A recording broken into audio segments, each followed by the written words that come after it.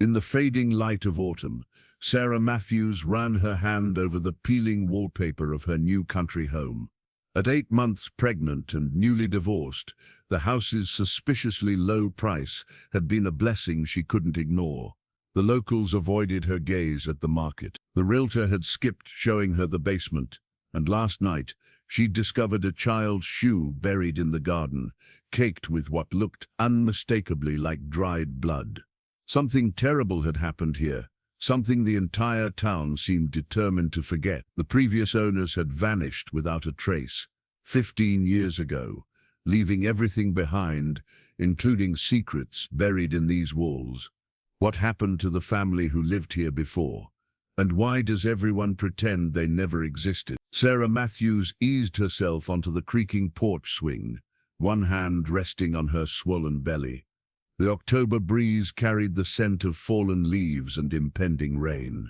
3 days in her new home, and she still couldn't shake the feeling of being watched. The stack of realtor paperwork sat beside her, pages fluttering in the wind.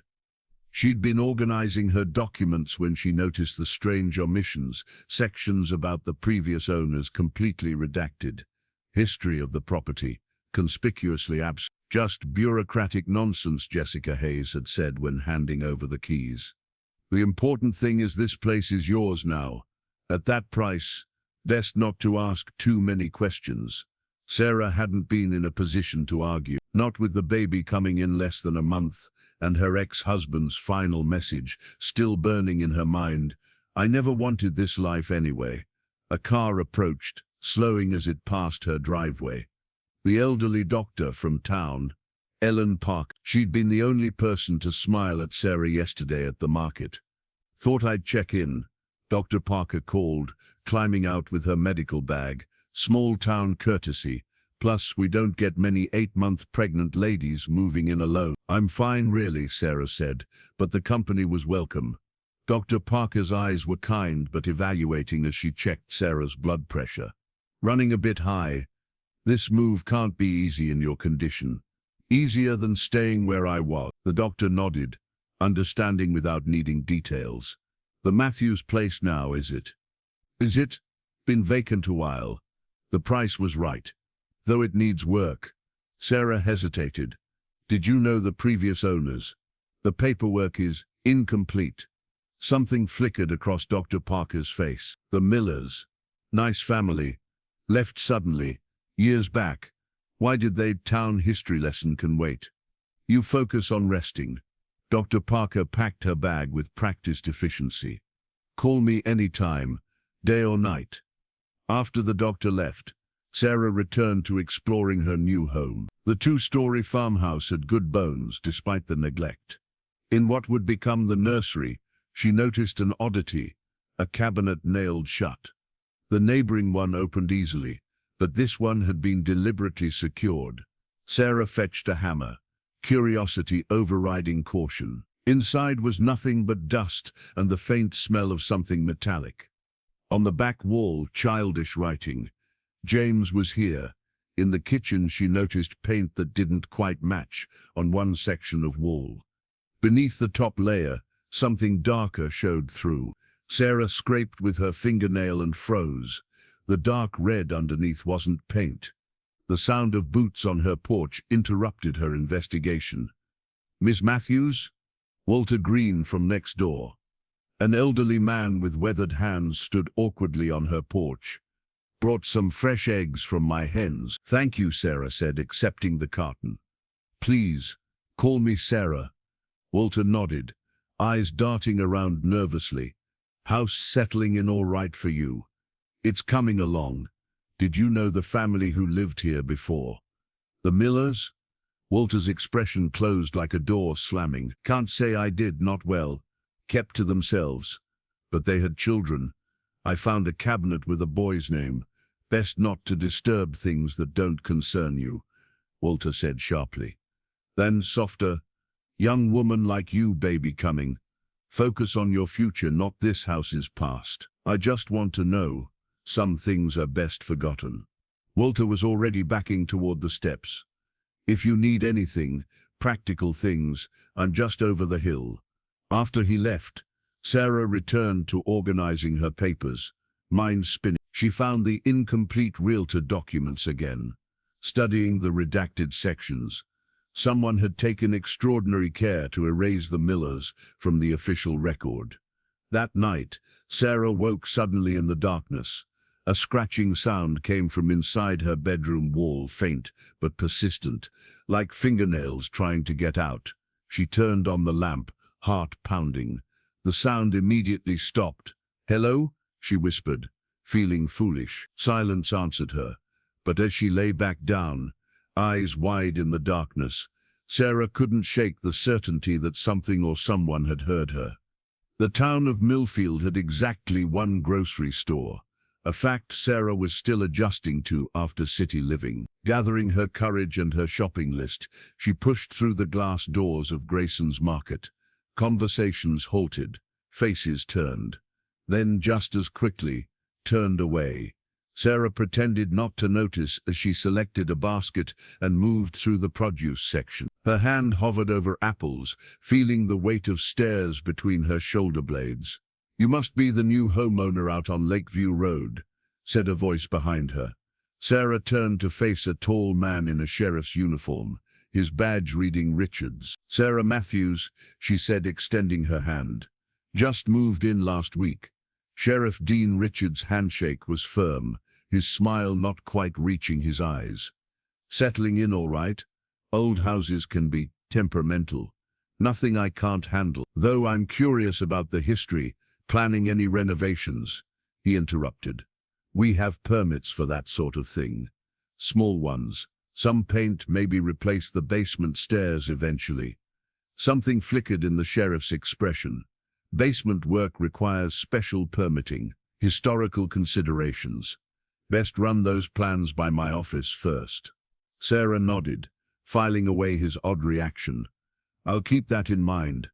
As the sheriff moved away, a woman with bright copper hair approached. "Don't mind Richards. He considers himself the town watchdog. Does he bark at all newcomers or just pregnant ones?" The woman laughed, deep and genuine. "Meredith Collins, town librarian and resident busybody. Sarah Matthews, new resident and apparent source of gossip. Small towns," Meredith shrugged, "though buying the old Miller place does make you particularly interesting." Sarah's attention sharpened. "You knew the Millers?" "Knew of them. I'd only been working at the library a few months when they left." Meredith glanced around. "If you're curious about local history, the library has some resources. Open Tuesday through Saturday, 9 to 5. Back home, Sarah carried her groceries inside, pausing as a wave of dizziness washed over her. She gripped the kitchen counter, breathing deeply until it passed. "Just tired," she murmured to her unborn child. "We're fine." That evening she inspected the walls where she'd heard scratching. Nothing unusual appeared on the surface, but as she ran her fingers along the baseboard, a section moved slightly. Sarah pried it loose with a butter knife. Behind the baseboard was a small cavity. Inside, folded and yellowed with age, lay several newspaper clippings. Sarah smoothed them carefully on the kitchen table. The Millfield Gazette, dated 15 years ago. Tragic accident at Lakeview property raises questions. The rest had been torn away. Another clipping mentioned suspicious circumstances, but again, the critical details were missing. Outside, thunder rumbled. Sarah hurried to close windows as rain began to fall.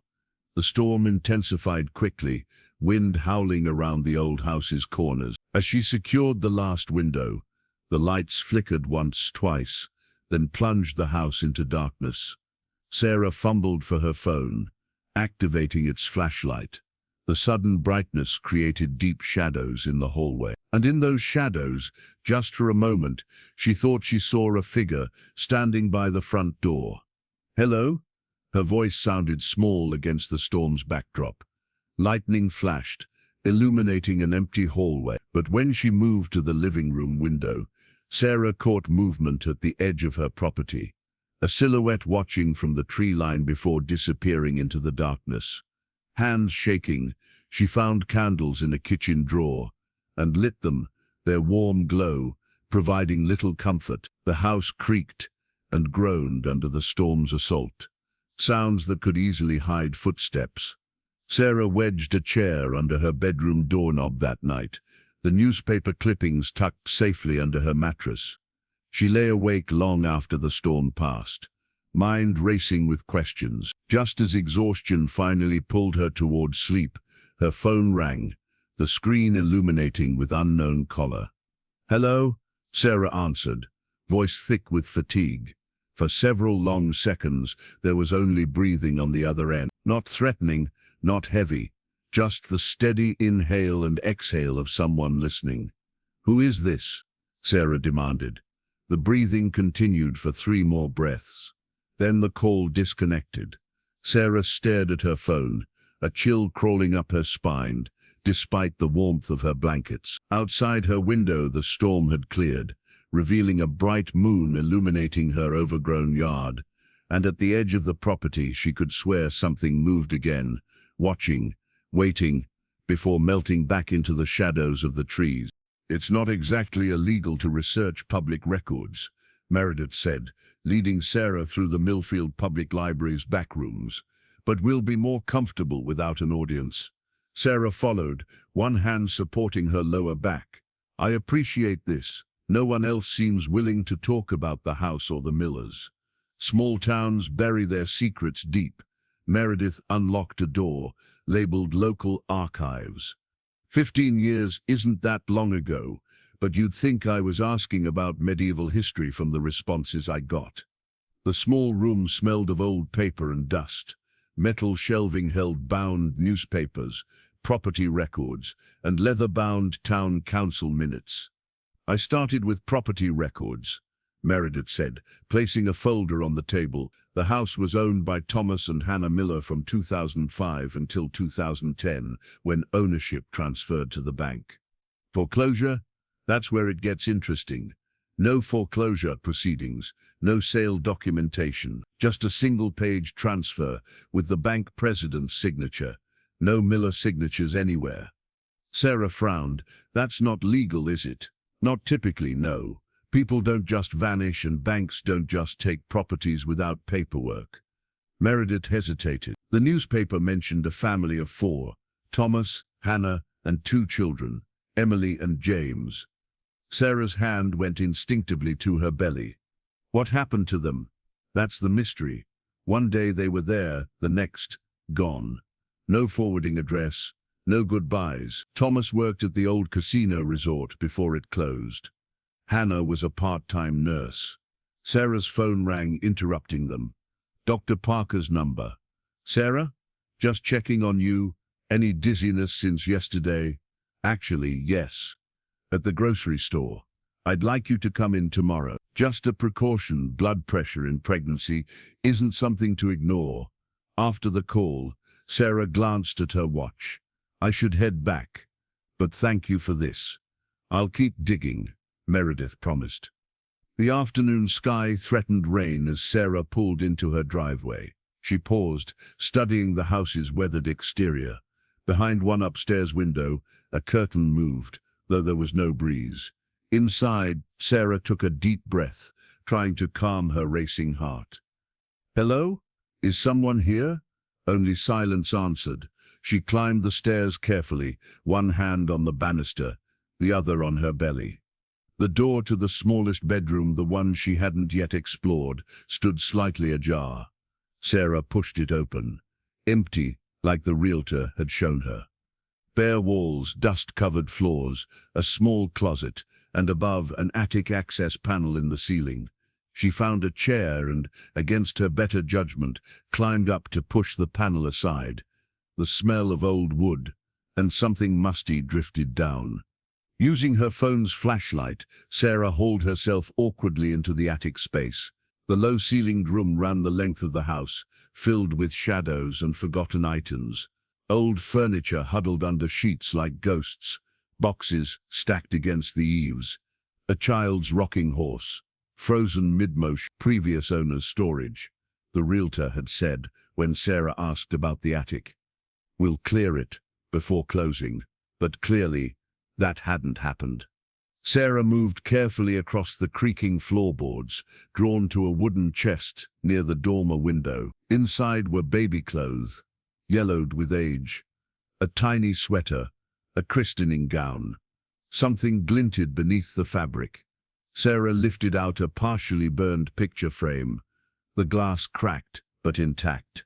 Behind it, a family portrait, man, woman, little girl, baby boy, traditional poses, ordinary smiles, except all four faces had been meticulously scratched out of the photograph. A cold draft swept through the attic, raising goosebumps on Sarah's arms. The air felt suddenly thicker, charged with something she couldn't name. Her baby kicked violently, as if sensing her distress. That night, Sarah dreamed of a woman screaming. In the dream, Sarah ran down endless hallways, following the sounds. When she finally found the source, a bedroom door stood ajar. A shadowy figure standing over a bed. The figure turned slowly, face obscured in darkness, something glinting in its hand. Behind it, the woman on the bed reached towards Sarah, mouth open in a silent plea. Sarah jolted awake, heart pounding, sheets damp with sweat. The bedroom was dark, the house quiet. Too quiet. The familiar creaks and settling noises had stopped, as if the house itself were holding its breath. 3:17 a.m. Her clock read. Sarah switched on the bedside lamp and froze. Across her bedroom floor, leading from the door to her bed, were muddy footprints. Too large to be her own, she scrambled for her phone, finger hovering over the emergency call button. But the footprints ended at her bedside, as if someone had stood watching her sleep before vanishing into thin air. Every door and window had been locked. Sarah had checked twice before bed, yet someone or something had been in her house, in her room, standing over her, just like the figure in her nightmare. Town records aren't typically restricted, the clerk said, her smile tight as she regarded Sarah and Meredith across the counter. But we've had a pipe leak in that section. Everything's being restored and digitized. Could take months. Meredith raised an eyebrow. Funny, I didn't hear about any leak. Internal matter. The clerk shuffled papers. Now, if there's nothing else, outside the records office, Sarah sighed in frustration. That's the third dead end this week. Not a dead end, Meredith corrected. A confirmation. They're hiding something. The October sky hung low and grey as they walked to Sarah's car. The bank stonewalled me too, Sarah said. Claimed confidentiality, even though the Millers haven't been customers for 15 years. What about the property records we found? Thomas and Hannah Miller, purchased in 2005, bank acquisition in nothing explaining why they left or where they went. Sarah rubbed her belly absently. But I did find something about Thomas Miller working at the old casino resort. Campbell Pines Resort, Meredith nodded. Mayor Campbell's family owned it before it went under. Big scandal, though most details stayed quiet. Sarah's interest sharpened. What kind of scandal? Financial irregularities, rumors of gambling violations. Nothing proven. The place closed overnight. Dozens lost jobs. Meredith hesitated. Thomas Miller worked in their accounting department. A new thread to pull. Sarah made a mental note as they drove back toward Lakeview Road. Approaching her driveway, Sarah noticed Walter Green checking his mailbox. She slowed the car. "Mr. Green, could I ask you something?" Walter's weathered face creased with reluctance, but he approached. "Sarah, Miss Collins, you've lived here a long time," Sarah said gently. "You must remember the Millers." Walter's gaze darted between them. "Told you before." "Please," Sarah pressed. "I found children's things in the attic. I'm having a baby soon. I need to know if something happened in that house." A long silence stretched. Finally Walter spoke, voice low. "Thomas changed those last months. Angry, drinking, not the man he was when they first moved in." "Changed how?" "Started coming home late, arguing with Hannah. Neighbors heard. Walter wouldn't meet her eyes. Then that last night, Never seen Thomas so worked up, shouting about they're all corrupt and have to protect my family. Hannah crying, children screaming. Sarah's heart pounded. What happened? Don't know. Walter looked haunted. Next morning, they were gone. Sheriff said they moved away suddenly. Thomas took money from the resort. They said, embezzlement. You didn't believe that. Walter finally met her gaze.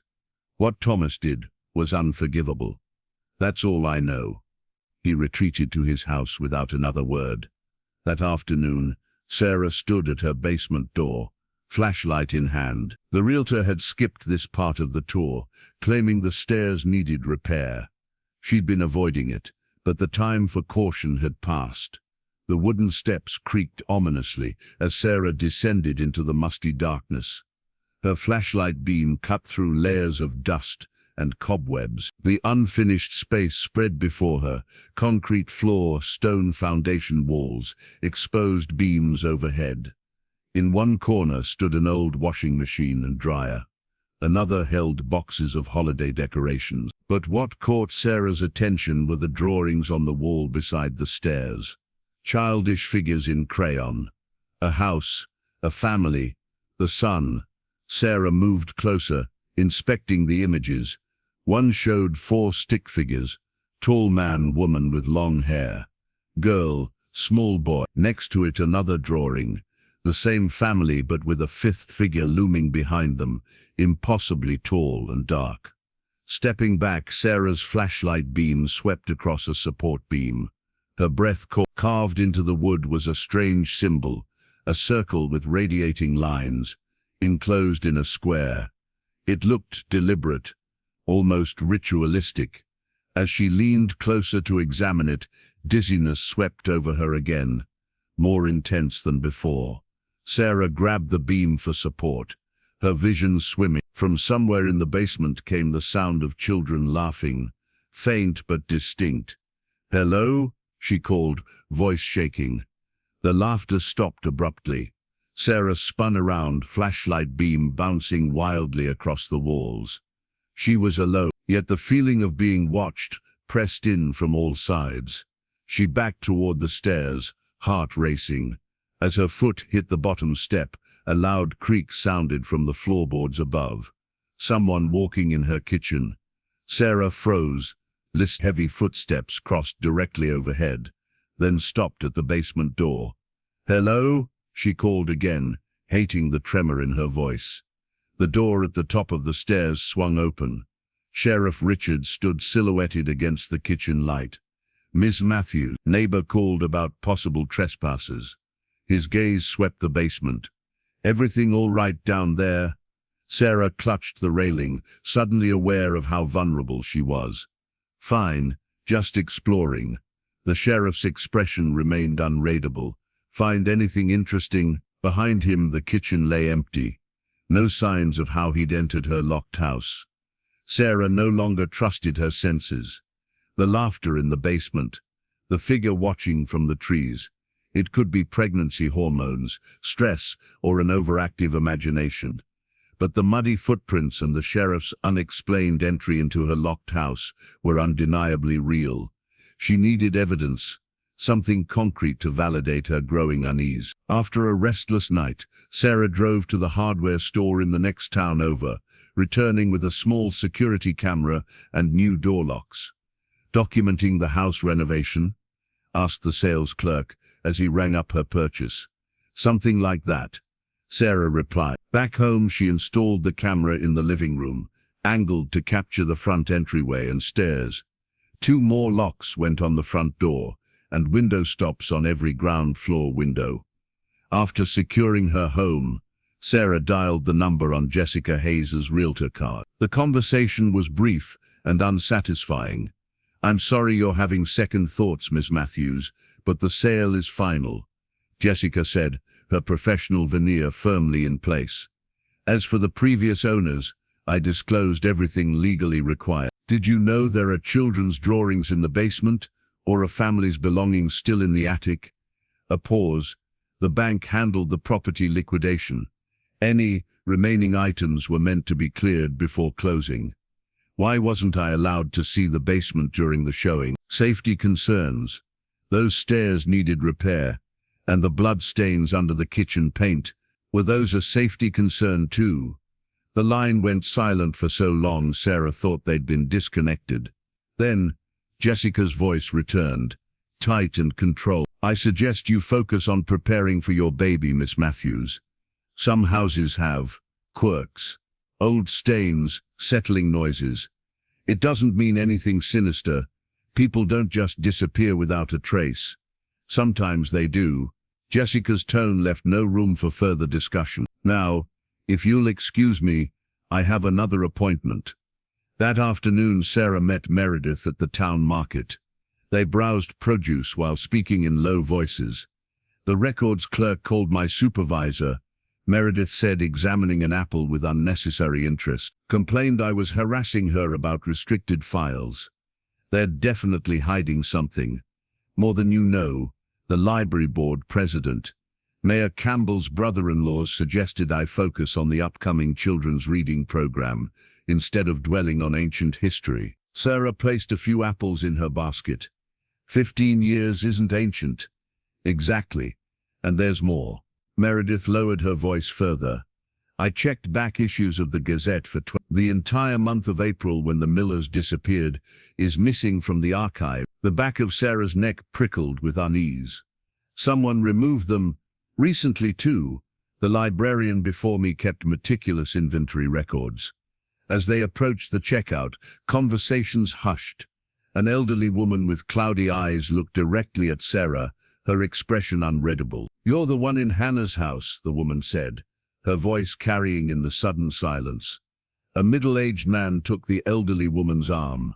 Mother, let's go. They never left, you know. The woman continued, resisting her son's guidance.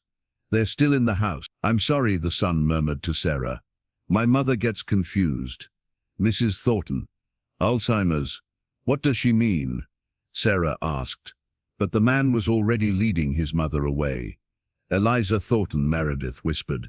She lived next to the Millers on the other side from Walter. That night, after checking her new locks twice, Sarah collapsed into bed, exhaustion overtaking her. Her baby kicked rhythmically, the only comfort in the too-quiet house. Morning light brought an unexpected discovery. A plain white envelope had been pushed under her front door during the night, bypassing her new security measures. Inside was a single sheet of paper with a handwritten message. Leave it buried or you'll join them. Sarah's hands trembled as she stared at the note. Her security camera should have captured whoever delivered it. Pulling out her laptop, she checked the footage from the previous night. The video showed her empty living room, the front door clearly visible. At 2:17 a.m., without the door opening, the white envelope suddenly appeared on the floor inside the house. One moment nothing. The next, the note. Sarah replayed the footage 3 times, blood running cold. There was no glitch, no missing time. The envelope had materialized inside her locked house, without anyone entering. With shaking fingers, she checked the other security footage. The camera pointed at her bedroom door had captured something else entirely. A figure standing motionless in the hallway, watching her sleep. The image was dark, the figure little more than a silhouette, but undeniably present. What made Sarah's heart stop wasn't just the intruder. It was the timestamp 2:17 a.m., the exact moment the envelope appeared downstairs. The figure couldn't be in 2 places at once, unless she wasn't dealing with a living person at all. My brother's the paranoid one in the family, not me, Meredith said, stirring her coffee. But even I have to admit, something's very wrong in this town. They sat in a diner, 20 miles from Millfield, where no one would recognize them. Sarah had shown Meredith the security footage and the threatening note. I should just leave, Sarah said, voice hollow. Find somewhere else before the baby comes. Could you afford that? Sarah's silence answered the question. Besides, Meredith added, I'd like you to meet someone. She waved to a man entering the diner, early 40s, disheveled in a deliberate way, with sharp eyes that missed nothing. My brother Michael, former investigative journalist. Before I got blacklisted for asking the wrong questions about the right people, he said, sliding into the booth. Meredith says you've stumbled into something interesting. Sarah explained everything: the house, the Millers, the town's silence, the threatening note.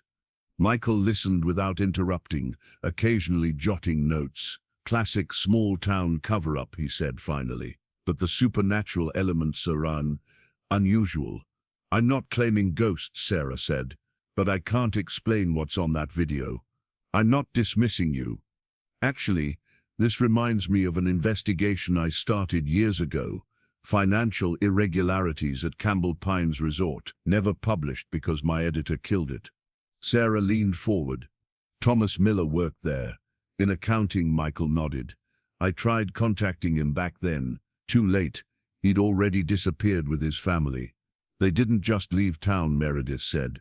They vanished completely. No financial trails, no social security activity, nothing. Michael tapped his notebook. First step, identify the children, get school records.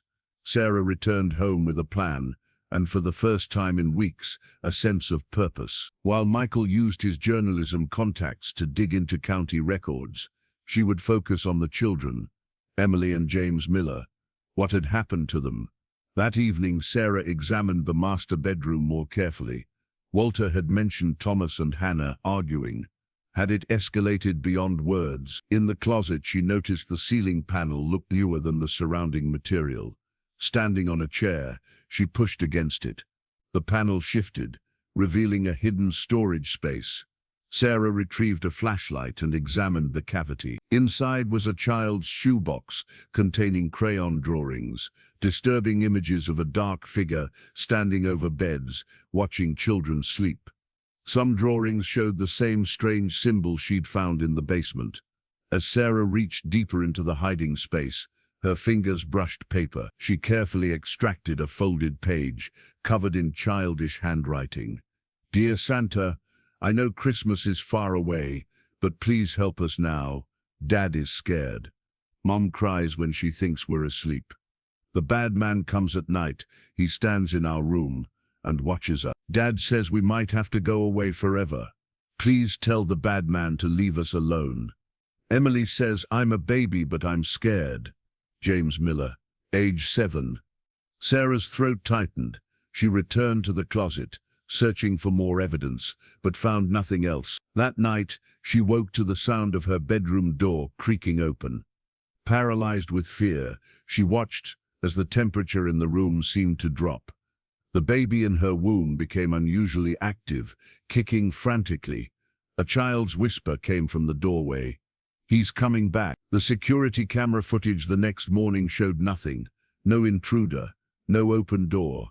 But the bedroom had been 5 degrees colder than the rest of the house, according to her thermostat. Over breakfast, Sarah called the local elementary school, posing as a relative, trying to reconnect with the Miller children. The secretary was surprisingly helpful. Emily and James Miller. Let me check our records. Keys clicked in the background.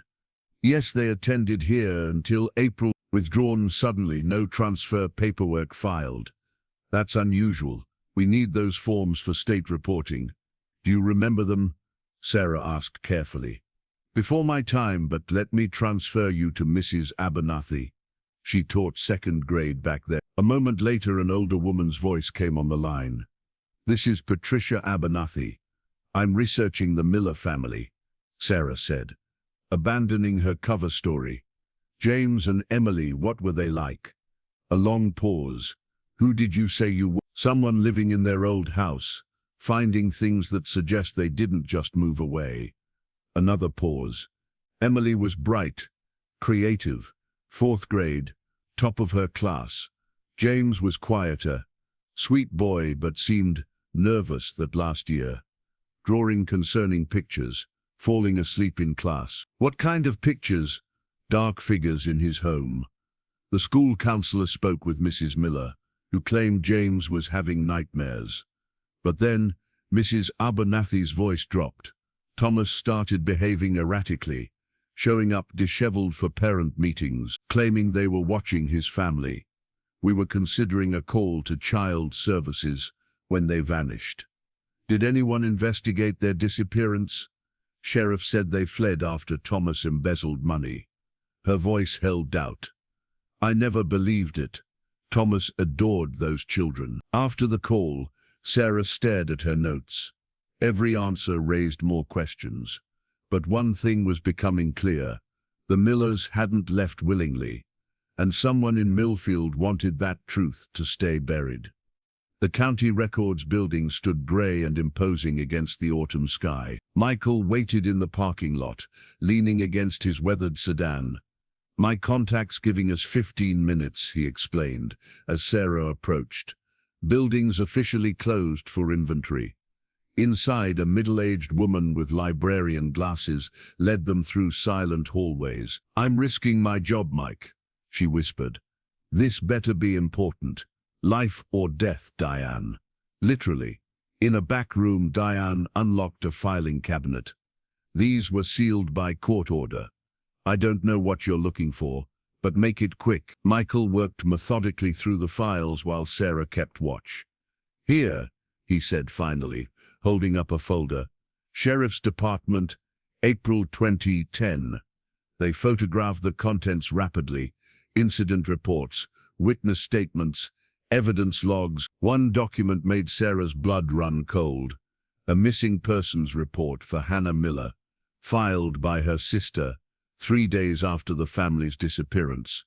Across the bottom, stamped in red, investigation suspended by order of mayor's office. The sheriff told everyone they fled town, Sarah whispered. Lying bastard, Michael muttered, still photographing. This report shows Hannah's sister reported them missing, saying Hannah had called her in panic the night before, planning to flee with the children. She never arrived. When they finished, Diane hurried them out a back entrance. Don't contact me again, she said, her fear palpable. And Mike, be careful. Last reporter who looked into Campbell business left town in an ambulance. Back in Millfield, Sarah drove straight to the sheriff's office. The righteous anger burning in her chest overrode her usual caution. Sheriff Richards looked up from his desk, surprise flickering across his features. Ms. Matthews, what can I do for you? Sarah placed a printout of the missing persons report on his desk. You can explain why you told everyone the Millers fled town when Hannah's sister reported them missing. Richard's expression hardened. Where did you get this? Does it matter? You lied about their disappearance. I followed orders. The sheriff's voice dropped. You have no idea what you're messing with. Young woman, pregnant, all alone in that house. The threat hung unspoken. Is that why you enter my home without permission? To scare me off? A flicker of genuine confusion crossed his face. I've only been inside when called or invited, than someone else's keys. Or worse. Sarah leaned forward. What happened to the Millers? Richard's gaze darted to the office door. Go home, Miss Matthews. Lock your doors. Forget about the Millers. He lowered his voice. For your baby's sake. Outside, Sarah's hands trembled as she called Dr. Parker. I need to ask you something. About Hannah Miller. Silence stretched across the line. Then, my office, back door, 5 o'clock. The medical office was empty when Sarah arrived. Dr. Parker ushered her quickly into a private room. Hannah was my patient, the doctor said without preamble. And yes, I was concerned about her. Bruises she couldn't explain. Anxiety. Thomas was spiraling, drinking, paranoid, claiming powerful people were watching them. Was he abusive? Dr. Parker's expression hardened. Not Thomas. The bruises started after he confronted Mayor Campbell about discrepancies in the casino accounts. Hannah confided that men had come to their home, threatened the children. I urged her to leave town. Did she? They planned to. That last night, Dr. Parker looked away. I called the next day, no answer. Sheriff said they'd fled over Thomas's embezzlement. You didn't believe it. I knew Thomas. Honest to a fault, but questioning the official story wasn't healthy. Sarah left the doctor's office with more pieces to the puzzle, but still no complete picture. At home, she descended to the basement again, drawn to the hollow-sounding section of wall she'd noticed earlier. Using a hammer from the toolbox, Sarah tapped along the wall until she found the hollow spot. Curiosity overcoming caution, she struck harder. Breaking through the plaster behind the false wall was her eyes, about 3 feet deep. Sarah shone her flashlight inside, revealing dust-covered objects. A child's teddy bear, a woman's shoe, and marks on the concrete floor, dark stains that looked horribly like dried blood. Sarah stumbled back, heart racing. In the beam of her dropped flashlight, something else caught her attention, an electrical junction box that shouldn't be there.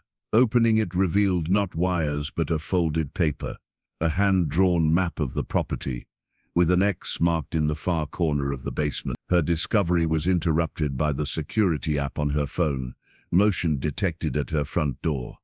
The live feed showed Sheriff Richards standing on her porch.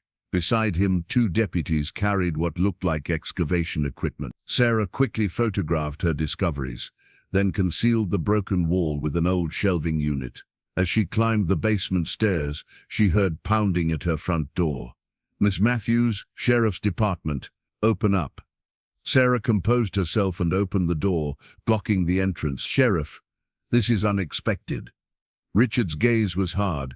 "We've received reports of trespassing and suspicious activity. Need to check the property, particularly the basement. Do you have a warrant?" His jaw tightened. "Don't make this difficult. It's my home. I know my rights." Sarah stood her ground despite her pounding heart.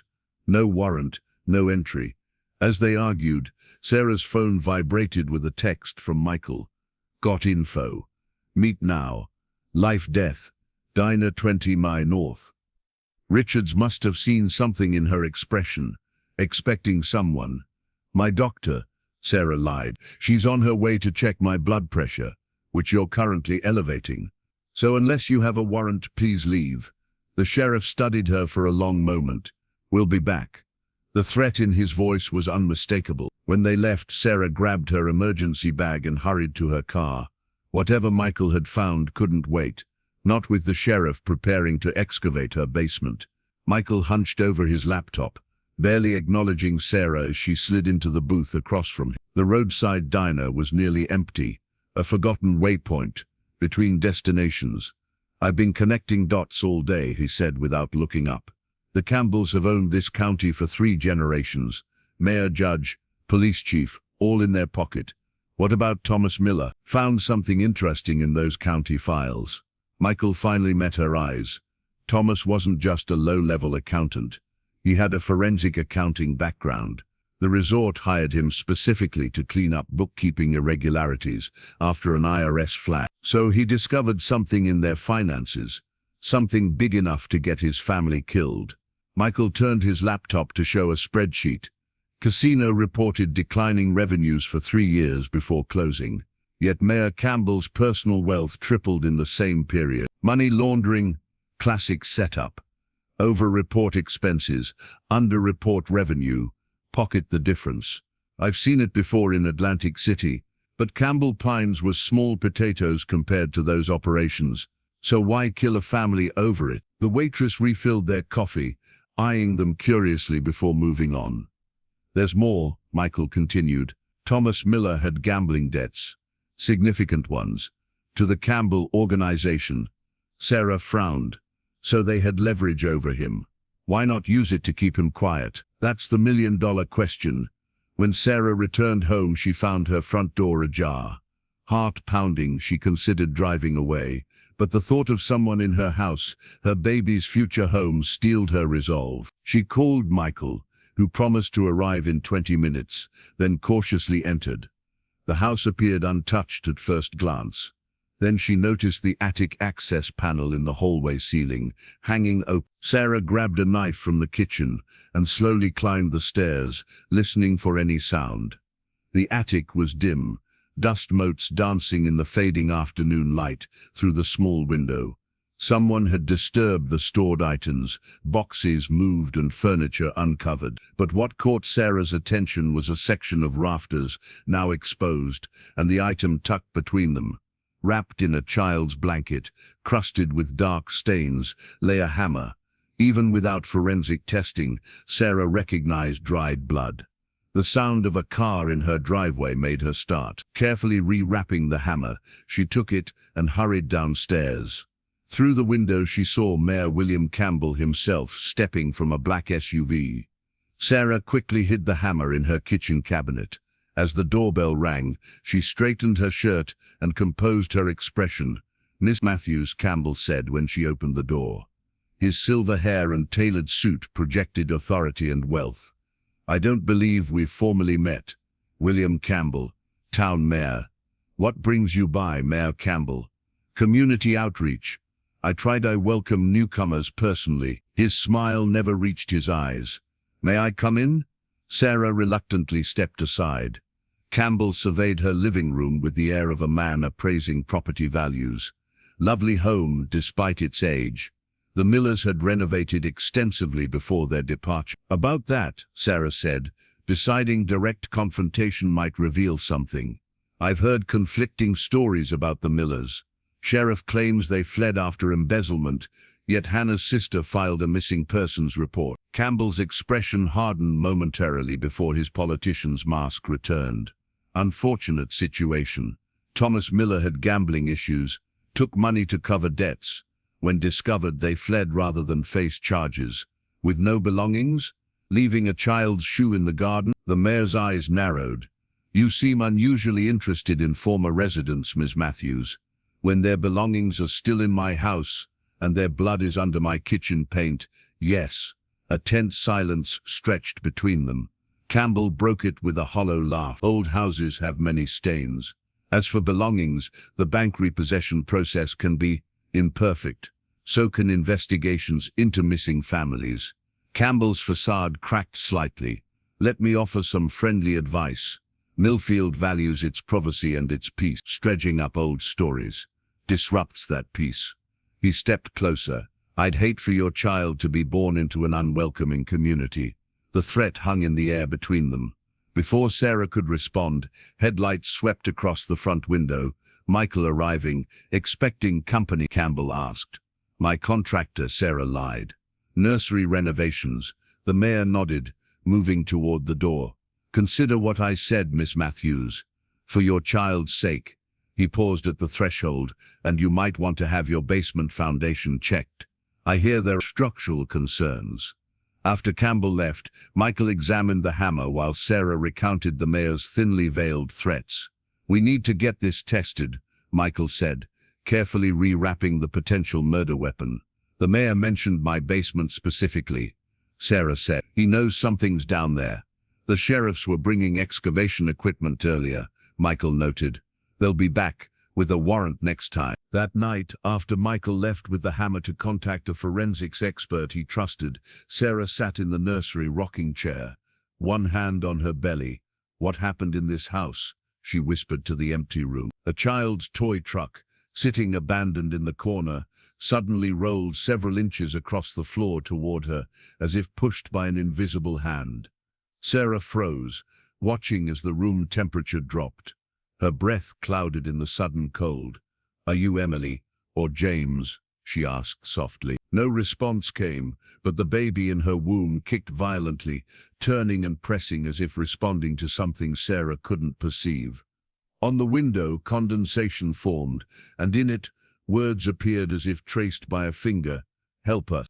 3 days in the hospital had left Sarah restless and worried. The dizzy spell that sent her there had been severe enough to concern Dr. Parker, who insisted on monitoring both Sarah and the baby.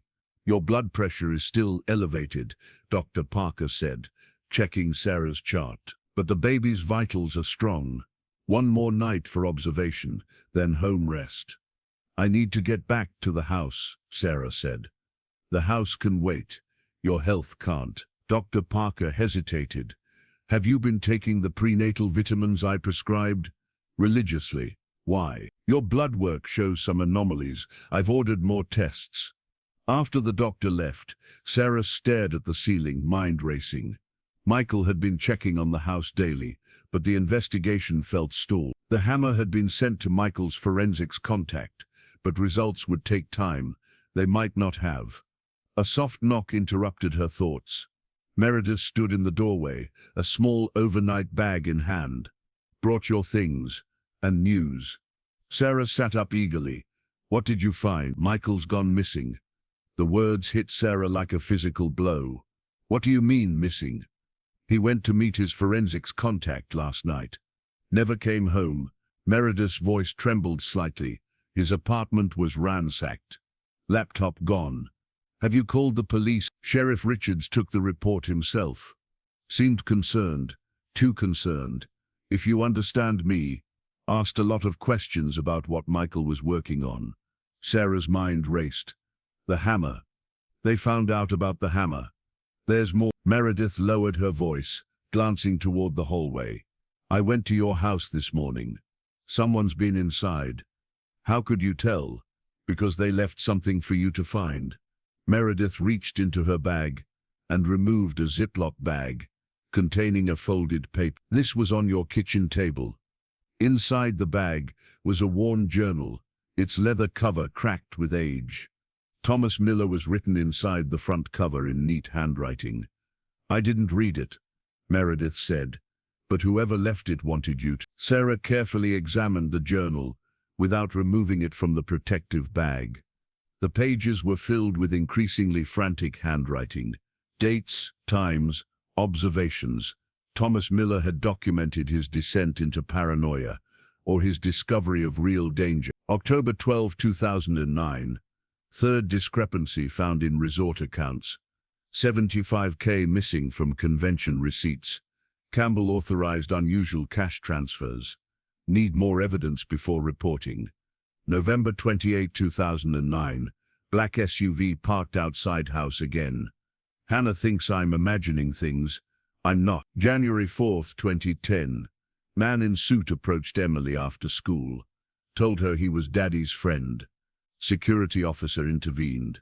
School calling it a misunderstanding. It's not. February 17, 2010. Found listening devices in house. Called police. Sheriff claimed they were old phone wiring. Lies. Someone watching us.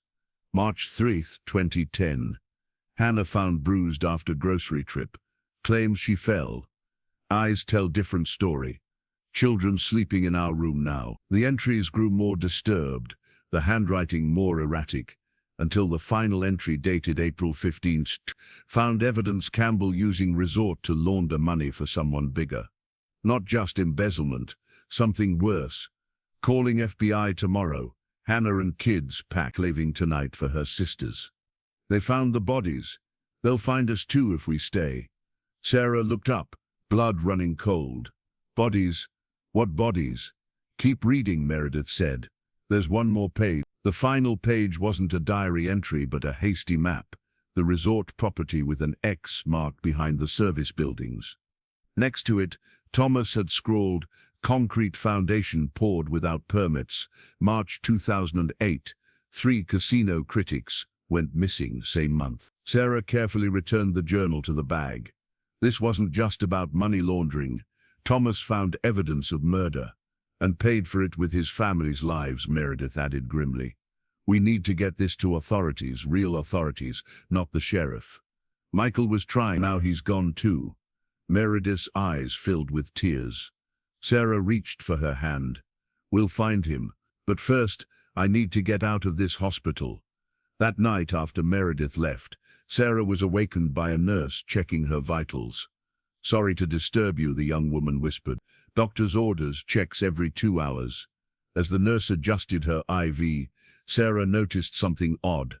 The woman wore thick gardening gloves, despite the sterile hospital environment. "Your hands," Sarah began. The nurse smiled tightly. "Eczema. The gloves protect me." She finished quickly and left. Unease prickling her skin, Sarah reached for her water cup.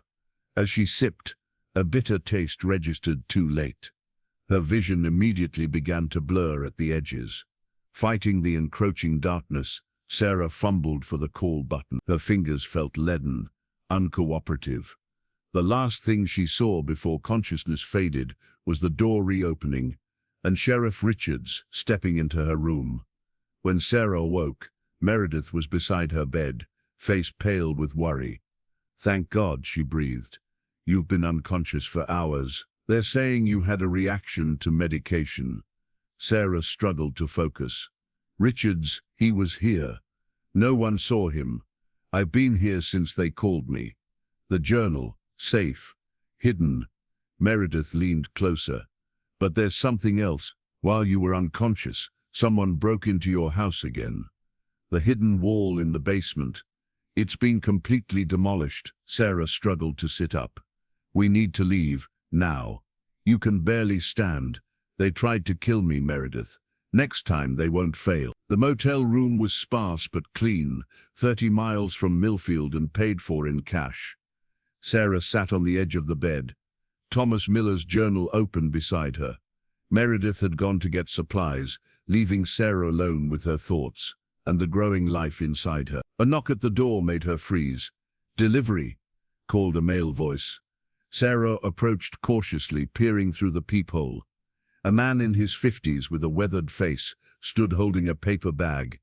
She didn't recognize him. "Who are you?" she called through the door. "Jack Reynolds, private investigator." He held up an ID to the peephole. "Meredith Collins hired me to find her brother. Said you'd be here." Sarah opened the door a crack. Chain still engaged. "Prove Meredith sent you. She said to tell you the bloody shoes in the garden aren't the only things buried in Millfield." Sarah released the chain. Reynolds stepped inside, handing her the paper bag, burner phones, cash and sandwiches. "Meredith's tied up with the police. They're questioning her about Michael's disappearance." "Are you really looking for Michael?" Reynolds nodded. "Among other things, I've been investigating the Millfield situation for months." "What situation?" "6 property buyers before you."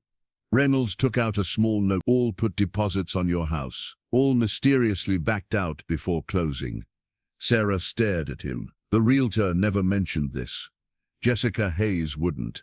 She's Mayor Campbell's niece." Reynolds sat at the small table. "I was hired by the last potential buyer after he was run off the road the day he asked questions about the basement." "What have you found?"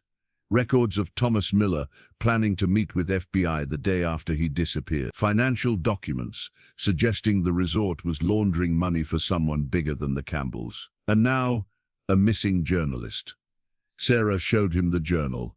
Reynolds read it carefully, expression grim. "This confirms my suspicion. The resort wasn't just hiding embezzlement, they were covering up murders. But who's behind it? Mayor Campbell. He's involved, but he's not the top." Campbell Pines Resort had connections to organized crime in Chicago.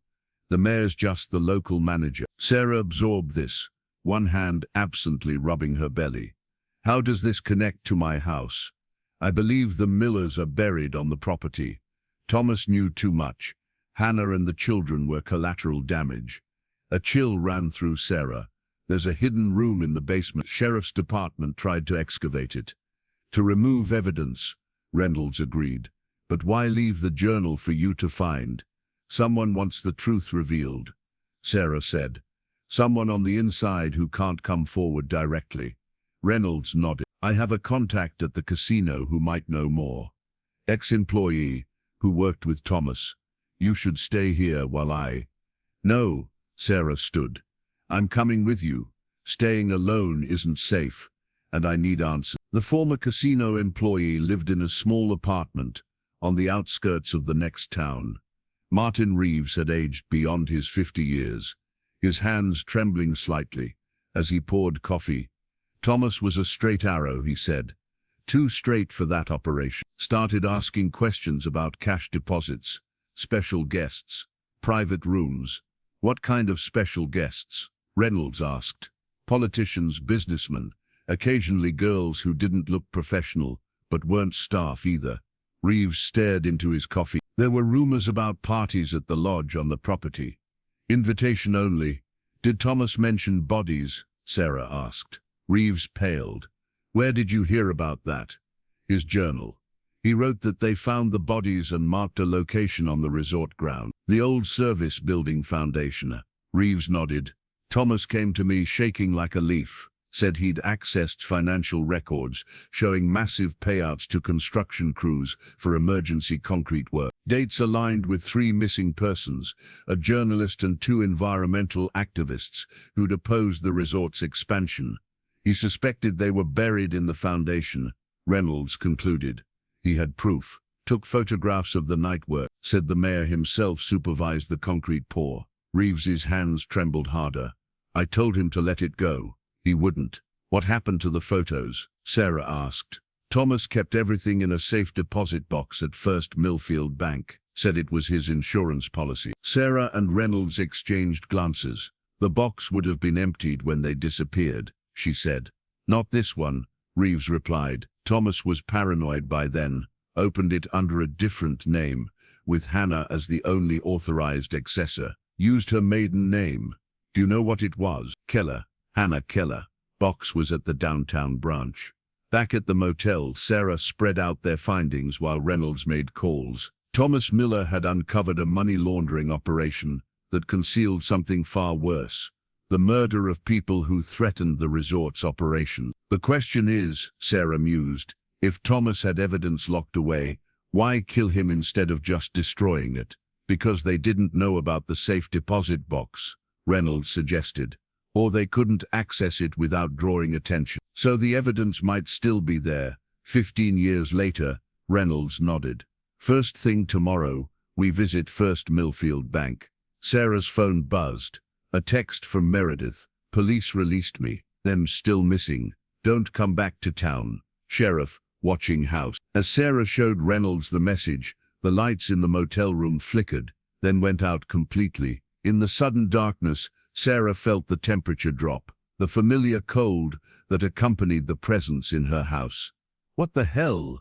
Reynolds muttered, reaching for his flashlight. Before he could find it, words appeared in the condensation on the bathroom mirror, visible in the dim light from outside. They're coming. Reynolds stared in disbelief. How is that? Headlights swept across the motel window as several vehicles pulled into the parking lot. Through the thin curtains, Sarah recognized Sheriff Richard's cruiser and Mayor Campbell's black SUV. We need to go, she whispered. Now. The back exit of the motel led to a service road where Reynolds had parked his second vehicle. Never keep all your eggs in one basket, he'd explained. Dawn was still hours away as they drove through the darkness, Sarah constantly checking the rearview mirror for headlights. How did they find us? She whispered. Someone's tracking your phone, Reynolds said. Or mine. Or both. He pulled into an all-night truck stop. Wait here. He returned minutes later with 2 disposable phones and a toolbox. In the parking lot, he methodically removed both their phone batteries. Where do we go now? Sarah asked, exhaustion evident in her voice. Somewhere they won't look. I have a hunting cabin, off-grid, an hour from here. The cabin was small but secure, solar panels providing minimal electricity. As Reynolds checked the perimeter, Sarah sank into an armchair, one hand on her belly. The baby's active tonight, she murmured. Can sense my anxiety, I suppose. Reynolds returned with firewood. Place is clean. We're safe for now. Nothing's safe anymore. Not until we find what Thomas Miller hid. First Millfield Bank opens at 9. Reynolds stoked the wood stove. We need a plan to access that safe deposit box. I can't exactly walk in and claim to be Hannah Keller. No, Reynolds agreed, but I'm licensed to act as a lawyer's representative. If we had Hannah's ID, Sarah straightened. Her sister, the one who filed the missing persons report. She might have documents, photos, something we could use. Worth a shot, Reynolds said. But we'd need to find her first. Sarah thought for a moment. The hospital records. Dr. Parker mentioned treating Hannah. Medical files would have next of kin information. Reynolds nodded. I have contacts who can access those discreetly. While Reynolds made calls from the burner phone, Sarah examined the small cabin, hunting photos on the walls, minimal furnishings, a shelf of paperback thrillers. She paused at a framed news clipping. Private investigator uncovers county corruption. The photo showed a younger Reynolds receiving an award. "You've done this before," she said when he finished his calls. Exposed a similar operation in Kansas. Construction contracts, money laundering, politicians in someone's pocket. Reynolds hesitated. "Cost me my marriage and nearly my life. This business has a way of consuming you. Why continue? Same reason you haven't run from Millfield, despite nearly being killed. Some truths demand to be uncovered." Sarah nodded, understanding completely. "My contact will have Hannah's sister's information by morning," Reynolds said. "Get some rest. Tomorrow will be challenged." Sleep eluded Sarah despite her exhaustion. The baby moved restlessly inside her, as if sharing her disquiet. In the small bedroom, the temperature suddenly dropped. Sarah's breath clouded in the cold air. "I know you're here," she whispered to the emptiness. "Are you trying to help us?" No response came, but the cold intensified. Sarah's gaze was drawn to her bag on the floor. Something compelled her to open it, to reach for Thomas Miller's journal. Flipping through the pages she'd already read, Sarah noticed something odd, a slight thickness to the back cover. Examining it carefully in the dim light, she found a sealed pocket hidden in the leather binding. Her fingers trembled as she carefully opened the concealed compartment. Inside was a small brass key and a folded note in delicate handwriting. "Thomas, if you're reading this, I've taken the children to Rebecca's as planned. I don't know if we're overreacting, but those men watching the house frighten me. I've left my grandmother's doll for Emily, with the neighbor I couldn't bear for her to lose it if we never return. The contents of box 713 are our insurance. I pray we won't need it. All my love, Hannah." Sarah stared at the key, realization dawning. The letter wasn't addressed to Sarah, but to Thomas, a goodbye note Hannah had hidden for her husband to find. A note he never read because he was killed before returning home. The doll Hannah mentioned, could it still be with the neighbor? Walter Green had lived next door for decades. If Hannah had entrusted him with Emily's doll, it might contain additional information. When Reynolds returned from checking the perimeter again, Sarah showed him the hidden note and key. "This changes things," he said. "We may not need Hannah's ID after all, just her key. But we still need the box number and bank location. The note mentions box 7, and Reeves said downtown branch." Sarah nodded. "There's something else. Hannah left a doll with a neighbor, possibly Walter Green. Said she couldn't bear for her daughter to lose it." "You think there's something hidden in the doll? People hiding from killers don't worry about children's toys unless they're important." Reynolds considered this. Too risky to approach Green directly. "Sheriff's watching your house, but not watching his," Sarah pointed out. "We could go at night. It's too dangerous for you in your condition." Sarah's expression hardened. "My condition hasn't stopped me yet. Besides, Walter knows me.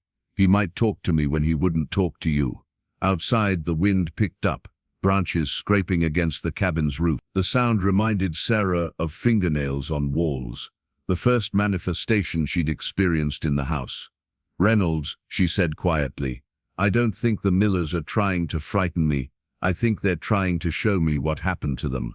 You believe in ghosts now. I believe something tragic happened that demands justice."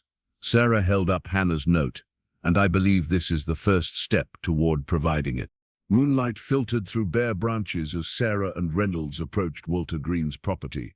From the backfield, Sarah's house loomed dark and silent across the way, no police cruisers visible, but the sensation of being watched prickling her skin nonetheless. "Remember the plan," Reynolds whispered. "Quick conversation, no details about what we know, just get the doll." Sarah nodded, her breath clouding in the November air. She'd argued against Reynolds accompanying her to the door. Walter would be spooked by a stranger, but he'd insisted on staying within earshot. The old man's porch light cast a weak glow as Sarah knocked gently. Long moments passed before shuffling footsteps approached. "Walter, it's Sarah Matthews." The door opened a crack, revealing Walter's weathered face, now lined with additional worry. "Sarah, everyone's looking for you. Sheriff, Mayor, they say you're in danger." "I am in danger, but not from what they're saying." Sarah kept her voice calm despite her racing heart. "May I come in? Just for a moment." Walter hesitated, then stepped back. Inside, the modest home smelled of coffee and wood smoke.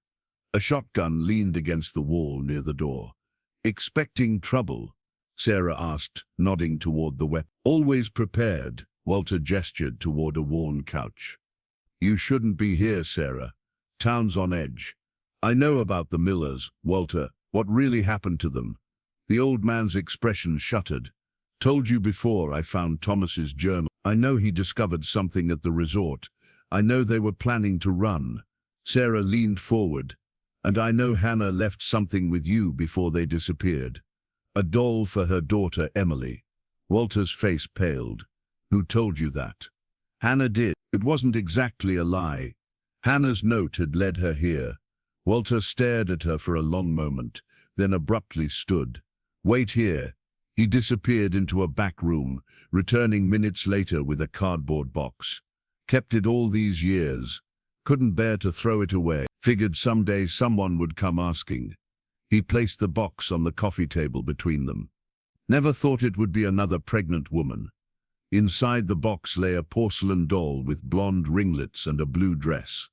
Despite 15 years of storage, it appeared lovingly preserved. "Hannah came by that last afternoon," Walter said, his voice distant with memory. "Said they were leaving town, asked me to keep Emily's favorite doll safe until they returned. Her grandmother's passed down. Said Emily was crying about leaving it behind, but Hannah insisted." "Did she say why?" Walter's gaze met hers. "Said some things are more important than sentiment. I didn't understand then." He looked down at the doll.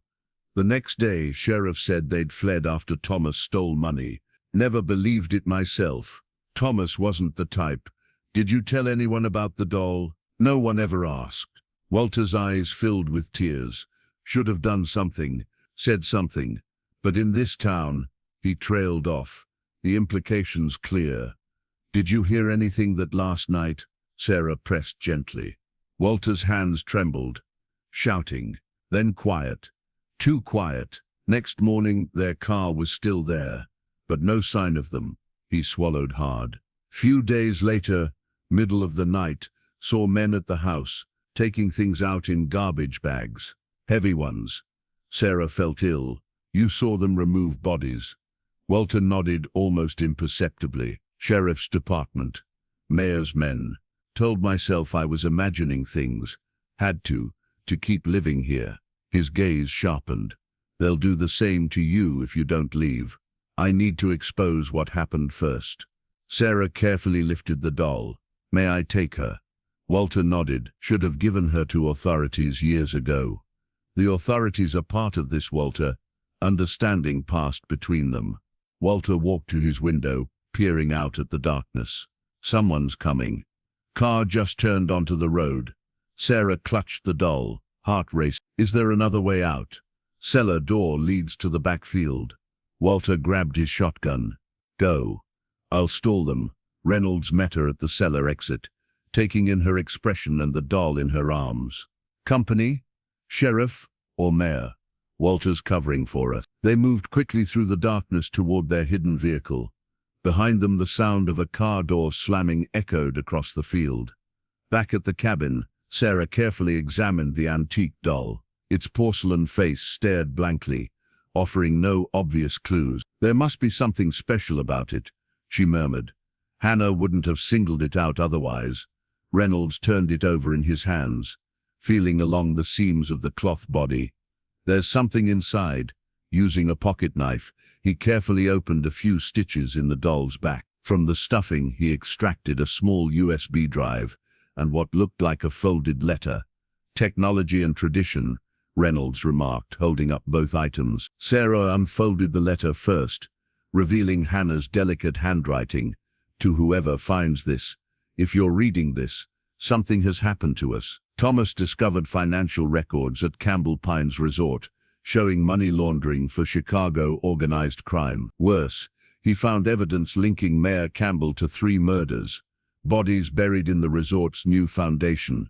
The USB contains Thomas's evidence, photos, financial records, and recordings of conversations. We're leaving tonight for my sister's, then contacting the FBI. If we don't make it, please deliver this to authorities outside Millfield.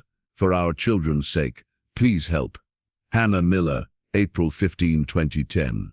Sarah looked up, her throat tight. She knew they were in danger, and created a backup plan. Reynolds held up the USB drive. This is what got them killed. Sarah glanced toward the cabin window where the first light of dawn was breaking across the horizon. We need to get to that safe deposit box. Today, First Millfield Bank stood in the town center, its limestone facade projecting stability and tradition. Sarah waited in Reynolds' car around the corner, a dark baseball cap covering her distinctive red hair, while he surveyed the building. 2 guards, standard security cameras, manager's office visible from the main floor. Reynolds reported when he returned. Safe deposit box access requires ID and key. I'll pose as a lawyer's representative with authorization to access a client's box. What if they've changed the locks in 15 years? Sarah asked. Unlikely.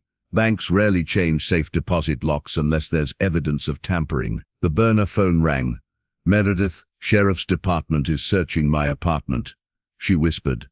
They're looking for evidence related to Michael's disappearance. It's a setup. Where are you now? Library. They haven't come here yet. Get out of town, Reynolds advised. We're close to something big. I found Michael's notes, Meredith said, ignoring him. He discovered payments from Mayor Campbell to a Chicago account linked to Anthony DeLuca. Reynolds stiffened. The DeLuca crime family? Apparently, Michael traced money from the casino through shell companies to their organization. Sarah absorbed this. So Campbell was laundering money for organized crime. That's what Thomas discovered. And got killed for, Meredith added. Listen.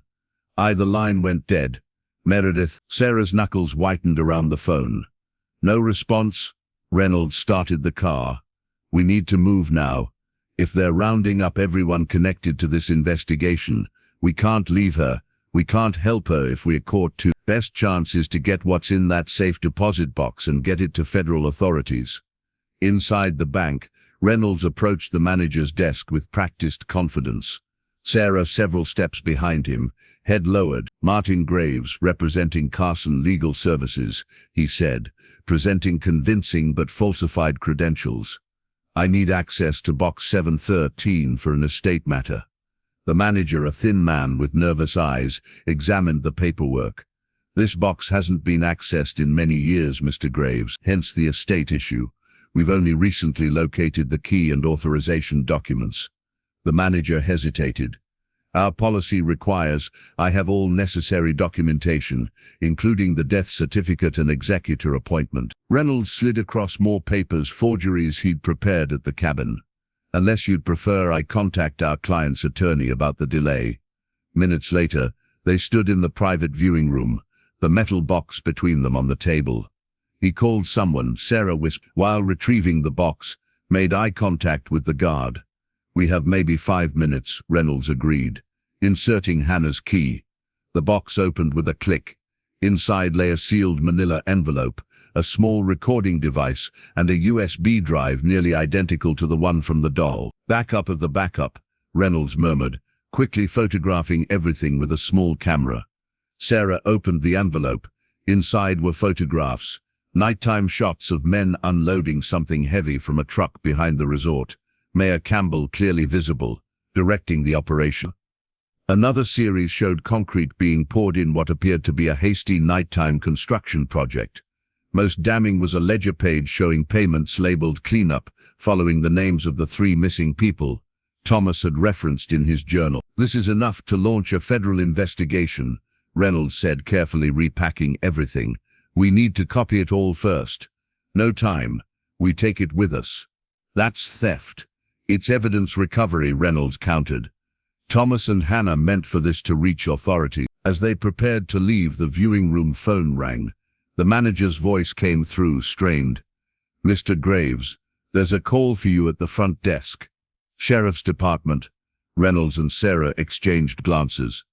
Tell them I'll be right out, he replied smoothly. The moment he hung up, Reynolds pulled a small device from his pocket and placed it against the viewing room's rear wall. "Stand back." The localized charge blew a small, controlled hole in the drywall, revealing the employee exit corridor beyond. "Always have an escape route," Reynolds muttered, helping Sarah through the opening. Alarms began blaring as they hurried down the back hallway and out an emergency exit. They reached the car just as Sheriff Richards' cruiser screeched to a halt at the bank's front entrance. "We need to find Meredith," Sarah said as they drove away, the safe deposit box contents secured in Reynolds' bag. "First, we need to make copies of everything and get it to people who can help." Reynolds headed for the highway. "I have a contact at the Chicago Tribune, and another with the FBI." Sarah's phone buzzed with a text from an unknown number. "They have Michael, basement of old casino, alive but hurt. Please help." "Meredith found Michael," Sarah said, showing Reynolds the message. "Could be a trap, or it could be our only chance to save him." Reynolds considered this. "The evidence is what matters. We need to secure it first, then consider rescue options. Michael risked everything to help me. I can't abandon him." Their argument was cut short by the sound of sirens behind them. Multiple vehicles approaching fast. "How did they find us so quickly?" Sarah gripped the dashboard as Reynolds accelerated. "Someone's tracking us." Reynolds reached for Sarah's bag. "Check everything. They must have planted something." Sarah emptied her bag onto her lap, examining each item. Nothing seemed unusual until she picked up the doll they'd recovered from Walter's house.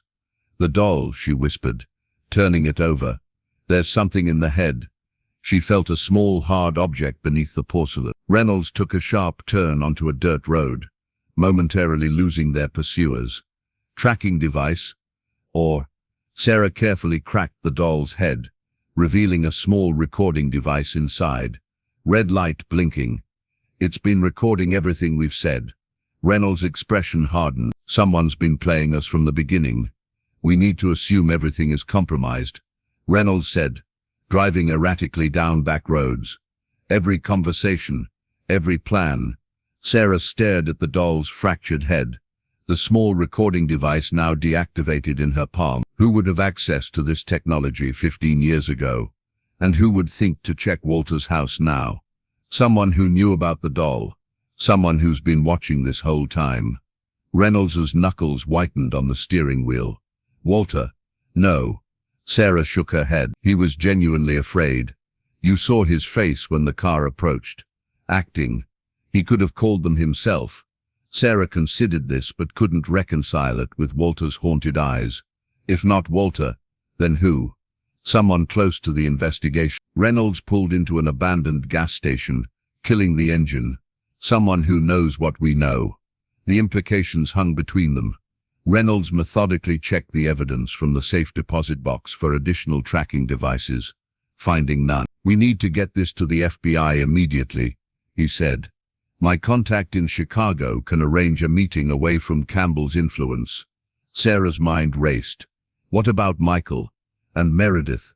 If that text was genuine and not a trap, we still don't know where they're keeping him. "Basement of old casino" is vague. Not to Thomas Miller, Sarah realized. He worked there. He knew about the bodies in the foundation. She pulled out Thomas's journal. The map he drew. X marks the spot behind the service buildings. What if that's where they're holding Michael? In the same place they buried the others. Reynolds studied the crude map. Possible. Campbell would appreciate the irony.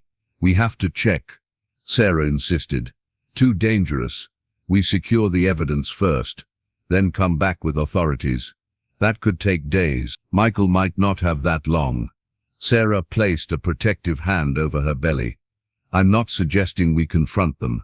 Just confirm his location." Reynolds considered this. "The old resort is abandoned. Minimal security. We could do a drive-by reconnaissance." "Thank you," Sarah said quietly. As they approached Campbell Pines Resort, the dilapidated entrance sign hung askew. Nature reclaiming the once manicured grounds. The main building, a sprawling lodge with architectural pretensions, stood dark against the afternoon sky. Reynolds parked on a service road with a view of the back of the property. Through binoculars they studied the area Thomas had marked on his map. There, Sarah pointed. That small building behind the main service area. There's light inside. Reynolds focused the binoculars. 2 vehicles. One is Sheriff Richards' cruiser. Can we get closer? Wait until dark. Less chance of being spotted. As dusk fell, they moved cautiously through the overgrown property. The small building appeared to be a former maintenance shed, now serving some new purpose. A padlocked door secured the entrance, but light seeped through dirty windows. Sarah peered through a gap in the blinds. The interior had been modified. Stairs led down to what must be a basement level, not visible from her position. Sheriff Richards sat at a table, cleaning his service weapon. Another man, Mayor Campbell, paced the small room. "They're here," she whispered to Reynolds. A sudden noise from inside, a muffled cry of pain. Sarah flinched. "Michael." Reynolds pulled her back from the window. "We've confirmed he's here. Now we contact the FBI." And the unmistakable sound of a gun being cocked came from behind them. "Don't move," said a familiar voice. Sarah and Reynolds turned slowly. Dr. Parker stood 10 feet away, a pistol aimed steadily at them. Her kind bedside manner had vanished, replaced by cold determination. "Ellen," Sarah whispered, disbelieving. Inside, Dr. Parker gestured with the gun. "Mayor's been waiting for you." As they were marched into the building, Mayor Campbell smiled thinly. "Miss Matthews, Mr. Reynolds, how kind of you to join us." Sheriff Richards didn't look surprised to see them, merely annoyed. "Told you the doll would lead them here." "Indeed you did, Dean," Campbell acknowledged, "though I expected them to check the safe deposit box first." "Already did," Parker said, placing their bag on the table. "Found everything, Thomas Miller's insurance policy as it were." Sarah stared at her former doctor. "How could you be part of this? You treated Hannah. You delivered her children." "I treat everyone in this town," Dr. Parker replied flatly. "Doesn't mean I interfere in business matters." "Business matters?" Sarah's voice rose. "They murdered an entire family." Campbell sighed. "Thomas Miller discovered things he shouldn't have, made demands he shouldn't have made, threatened people he shouldn't have threatened. He was going to expose your corruption," Reynolds said. "The money laundering, the murders. He was going to destroy this town." Campbell corrected. "The resort employed half the county. Our arrangement with certain Chicago interests brought prosperity to Millfield at the cost of innocent lives." Campbell shrugged. "Necessary sacrifices for the greater good." Sheriff Richards zip-tied their hands. "Enough talk. Where's the other copy of the evidence?" Sarah and Reynolds exchanged glances but remained silent. "Search them," Campbell ordered. As Richards patted them down, he removed their phones and Reynolds' small camera. "Nothing else." Campbell studied Sarah. "Where is it?" "Miss Matthews, we know Hannah made duplicates." "I don't know what you're talking about." Campbell nodded to Dr. Parker. "Take her downstairs. Perhaps seeing Mr. Collins will loosen her tongue." As Dr. Parker led Sarah toward the stairs, the doctor leaned close and whispered in her ear, "Your baby will be delivered tonight, one way or another. How safely depends entirely on you." The basement stank of damp earth and copper, the unmistakable scent of blood. Dr. Parker pushed Sarah forward, the gun steady in her hand. A single bulb cast harsh shadows across the concrete floor, illuminating a figure slumped in a chair. "Michael," Sarah whispered. Meredith's brother raised his head slowly, one eye swollen shut, dried blood caking his temple. Recognition flickered in his good eye. "Told them nothing," he managed through split lips. Dr. Parker pushed Sarah into a chair opposite him. Upstairs, Sarah could hear Reynolds arguing with Campbell and the sheriff, his voice raised in controlled anger. "How long have you been part of this?" Sarah asked Dr. Parker, buying time as she tested her restraints. "Since the beginning," the doctor replied matter-of-factly. "This town was dying before the resort. Campbell saved us. By partnering with criminals, killing innocent people. Sacrifices for the community." Dr. Parker checked Michael's pulse with clinical detachment. "The DeLuca family needed a laundering operation away from Chicago's scrutiny. We needed investment. Mutually beneficial. Until Thomas Miller discovered it. Thomas should have looked the other way. We offered him money, position. He chose principles over pragmatism. The doctor's tone suggested this was the ultimate foolishness. Hannah and the children were unfortunate collateral damage. Michael stirred. "Where's Meredith?" Dr. Parker smiled coldly. "Your sister served her purpose. The text that led you here, sent under duress, from her phone." Sarah's blood ran cold. "What did you do to her?" The doctor didn't answer, but her expression spoke volumes. Footsteps on the stairs announced Mayor Campbell's arrival. "Mr. Reynolds is being quite stubborn about the evidence copies," he said, straightening his cuffs. "Perhaps you'll be more reasonable, Miss Matthews." "I want to see Meredith," Sarah demanded. Campbell sighed. "You're not in a position to make demands, but since you'll be joining her shortly." He nodded to Dr. Parker, who opened a door Sarah hadn't noticed. Beyond lay a second, smaller room, little more than a closet. On the floor, bound and gagged, lay Meredith. Her eyes widened, seeing Sarah, communicating desperate warning. "Now," Campbell continued pleasantly, "about those evidence copies." Sarah's mind raced. The original evidence was upstairs with Reynolds. The copy from the doll was hidden at the cabin. If she revealed its location, they'd have no leverage. "I need assurance we'll be released," she said, stalling. Campbell laughed. "You misunderstand the situation. The only variable here is how humanely this ends for you." A sharp pain lanced through Sarah's abdomen, sudden and intense. She gasped, doubling over as far as her restraints allowed. Dr. Parker was at her side instantly, professional instincts momentarily overriding her complicity. "How far apart are the contractions?" "I'm not having contractions," Sarah ground out through clenched teeth. But even as she spoke, another wave of pain hit. "You're in labor," Dr. Parker announced, checking Sarah's pulse. "Stress-induced, most likely." Campbell cursed. "Can't have a baby crying down here. Take her upstairs. She needs a hospital." The doctor argued. "She needs to talk first," Campbell countered. "No hospital until we have those evidence copies." As they argued, Sarah caught Michael's eye. He nodded almost imperceptibly toward his bound hands. He'd worked one partially free. "The evidence," Sarah gasped, drawing attention back to herself. "It's at Reynolds' cabin, hidden under a floorboard." Campbell studied her face, searching for deception. "Which floorboard?" "Below the wood stove. Loose plank with a knot." The mayor turned to Dr. Parker. "Take the sheriff.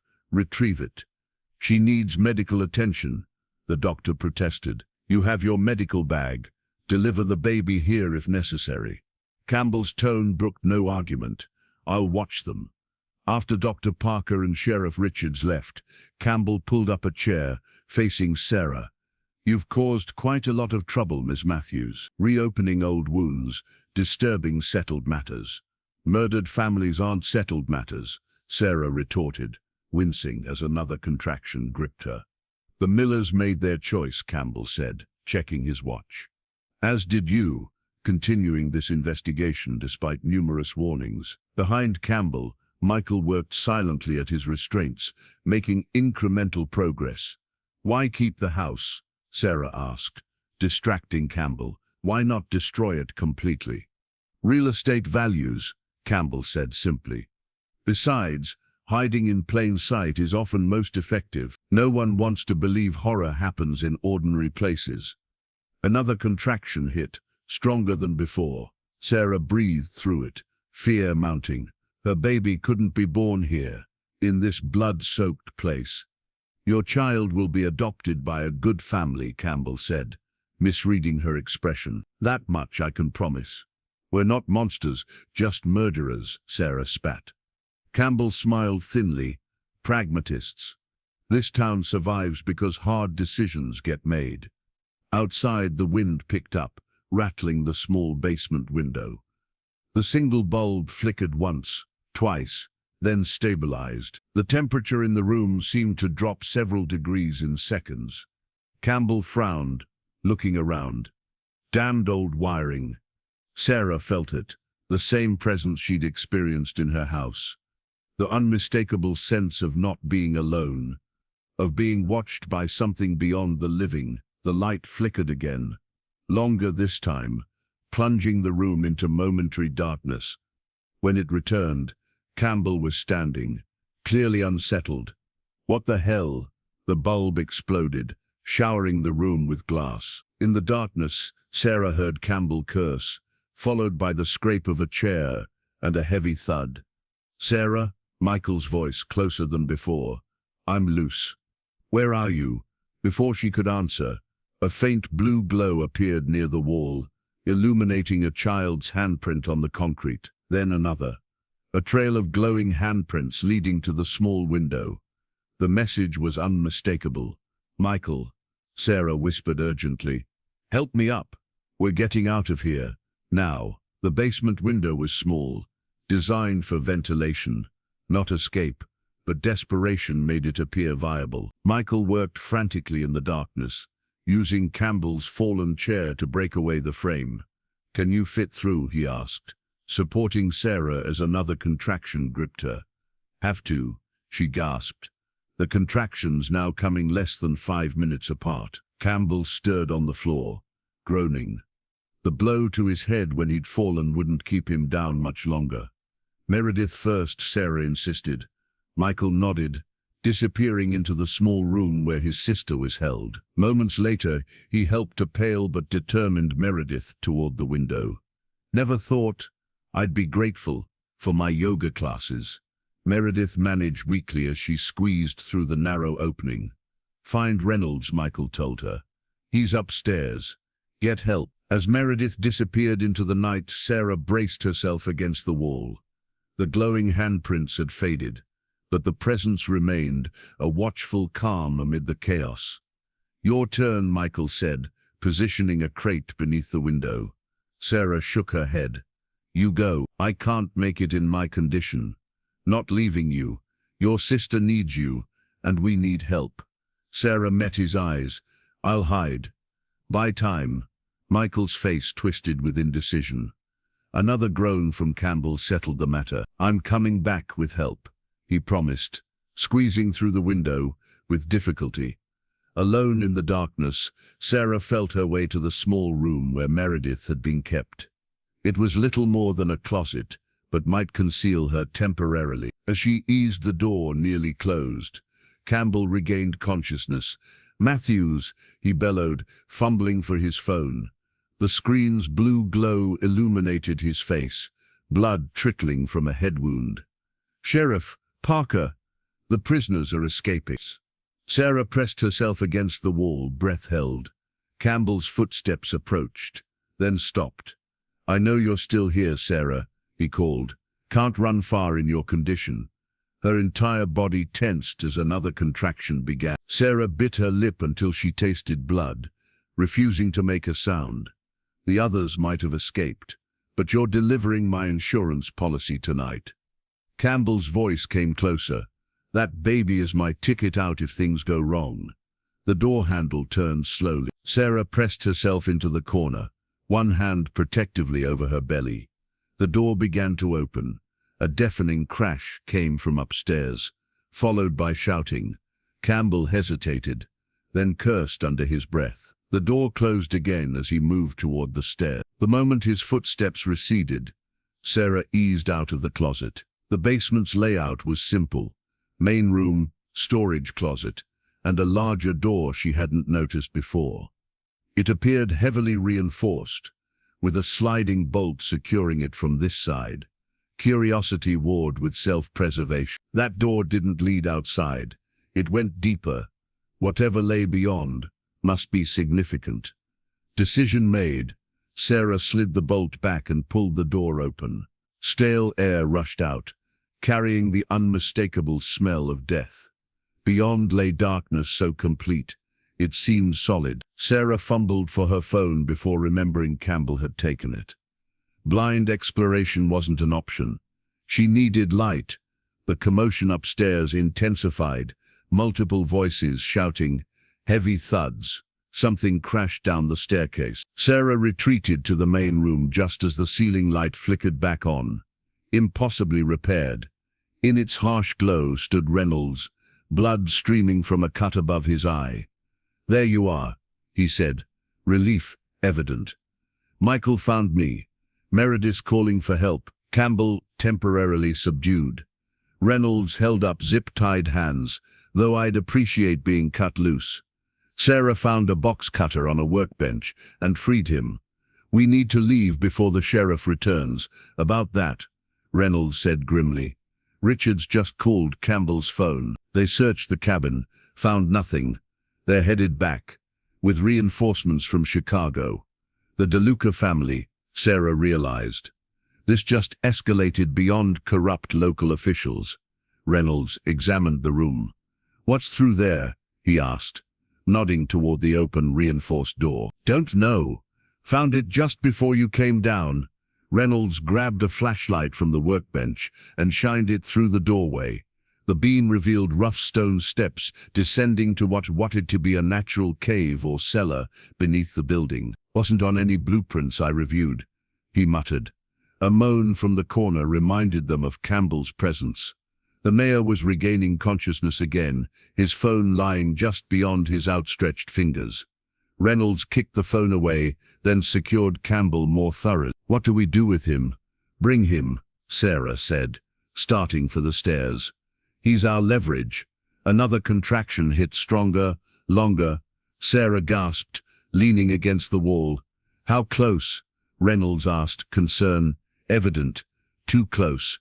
We need to hurry." Outside, they found Michael supporting Meredith beside an unfamiliar car. "Borrowed from the resort parking lot," Michael explained.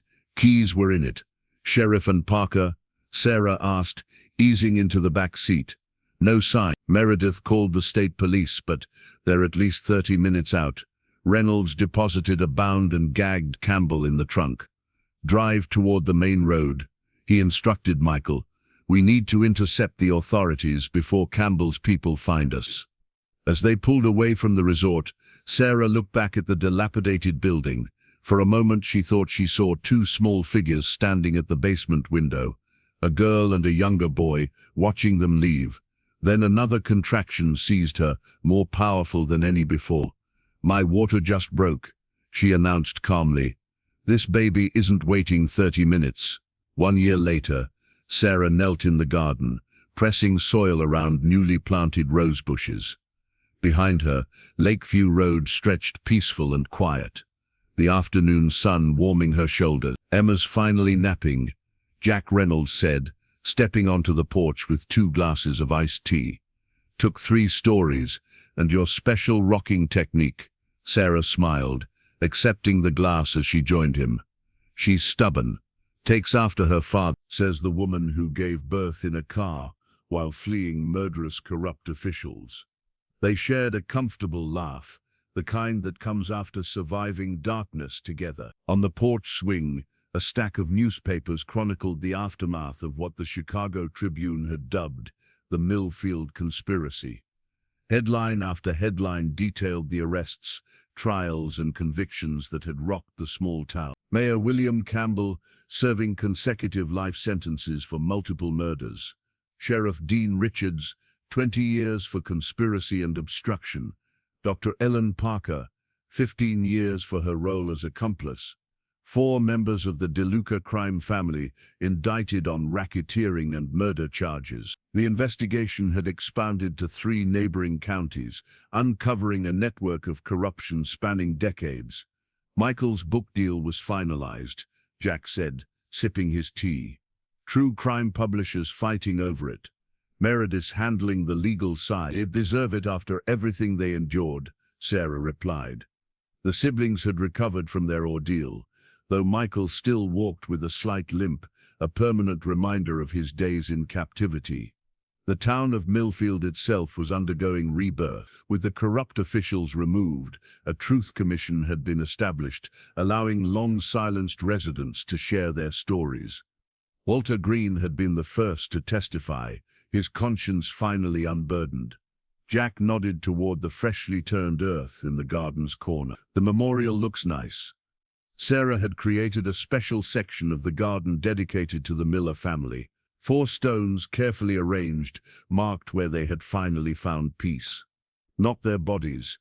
Those had been properly buried in the town cemetery after being recovered from the basement of the resort's maintenance building, but their spirits. "I found something while digging," Sarah said, reaching into her pocket. She opened her palm to reveal a tarnished heart-shaped locket, crusted with soil, but still intact. Jack examined it carefully. "Hannah's?" Sarah nodded, opening the delicate clasp. Inside were 2 tiny photographs, a young girl with blonde ringlets and a toddler boy with a mischievous smile. Emily and James Miller, preserved in their mother's jewelry, buried in the garden she'd never seen bloom. "I'm having it cleaned and restored," Sarah said.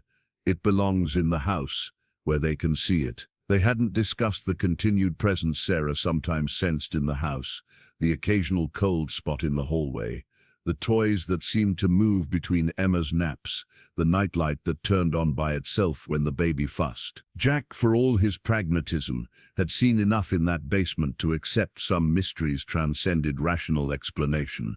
"Rebecca's coming for dinner tomorrow," Sarah said, referring to Hannah Miller's sister, who'd become a close friend.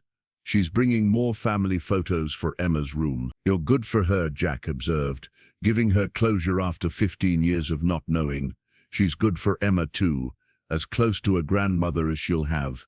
Their relationship had evolved naturally in the months following Emma's birth. Jack had remained in Millfield to write his investigative report, staying close to protect Sarah and the baby. Protection had become companionship, then friendship, and eventually something deeper. Inside the house, Emma's cry came through the baby monitor. Jack stood. "I've got her." Sarah watched him go, grateful for his steady presence.